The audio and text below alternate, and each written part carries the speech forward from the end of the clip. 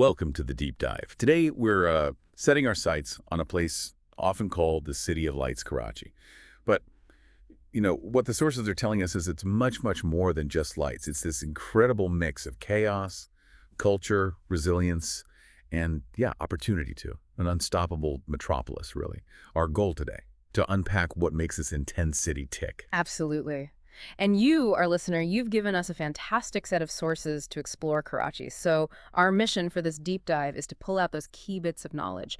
We want to give you a real feel for Pakistan's economic heart and its very complex character. Just to give you a sense of the scale here, Karachi isn't just Pakistan's largest city. It's the 12th most populous in the world. We're talking maybe 18, possibly even 20 million people. It's And the enormous. number is just staggering.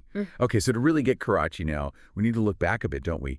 How did it go from, a small fishing village to this massive, diverse mini Pakistan? It's quite the story. It started as Karachi, just a small fishing village.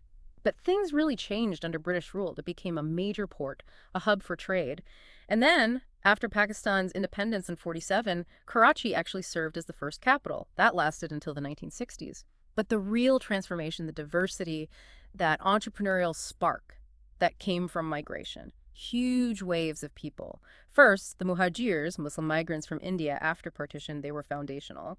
Then over the years, you had Pashtuns, Sindhis, Baloch, Punjabis, all coming in, adding layers to the city's identity. Okay, so fast forward to today.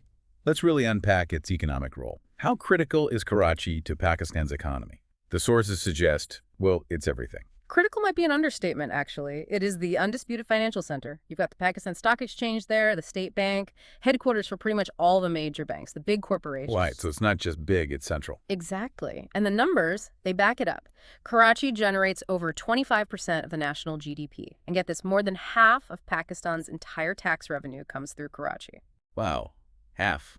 That creates a unique dynamic with the central government, I imagine. Oh, definitely. It's symbiotic, but sometimes strained, a real power center.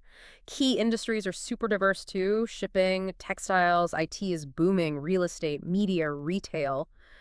And we're seeing this modern shift too, right? Freelancing is taking off. Tech startups are popping up, especially in those more upscale areas like DHA, Clifton, Gulshan. They're attracting new businesses, new talent. It's clearly an economic powerhouse. So yeah.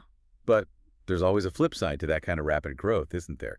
The sources point to some serious hurdles, urban challenges, the climate crisis hitting hard. What really stood out to you there? Yeah, you're right to focus on that. Rapid growth almost always brings complex issues. Karachi is definitely grappling with major urban planning problems. Waste disposal is a huge one. The drainage systems are, frankly, ancient in places, leading to terrible flooding. Oh, And the traffic, it's legendary for being congested, often just gridlocked. and environmental. Environmentally, it's stark. Urban sprawl has eaten up something like 80% of its green cover. And that's not just, sad to look at. It directly makes heat waves worse. We've seen recent heat waves, climate change impacts. They're really amplifying these existing problems. You get grid failures in the summer heat, people relying heavily on expensive tanker water just to cool their homes. It's a tough cycle. That paints a really challenging picture. But even within that, the sources talk about resilience, about community action. Are there examples of that spirit? Oh, absolutely. The Clifton Urban Forest is a fantastic example, really inspiring. It's a 200-acre forest planted entirely by volunteers. By volunteers. 200 acres. Yep. With the specific goal of reducing that urban heat island effect and bringing back some biodiversity, it's a powerful reminder that community efforts can make a real difference, tackling these huge issues from the ground up. Okay, so despite the challenges, there's this drive. And the sources mention some big recent initiatives, too, pointing towards progress. What can you tell us about those? Yes, there's definitely movement towards the future. It shows the city isn't just sitting back. For example, just recently, Mayor Murtaza Wahab launched Pakistan's very first project-based municipal bond. A municipal bond. That sounds significant. It is a first for the country.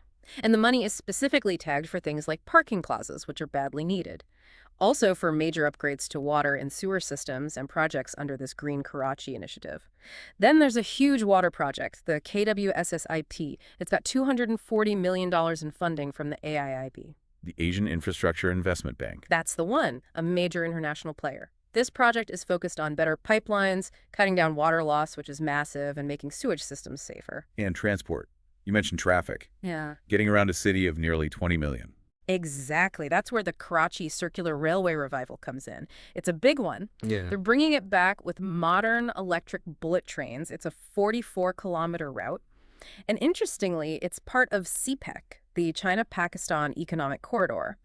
The main goal is to connect the airport to the city center, hopefully easing that chronic traffic and improving public transit options for millions. That sounds transformative if they pull it off. Any other standout initiatives? Yes. One that really caught my eye is the Roshni Baji program. It means Light Sister program, basically.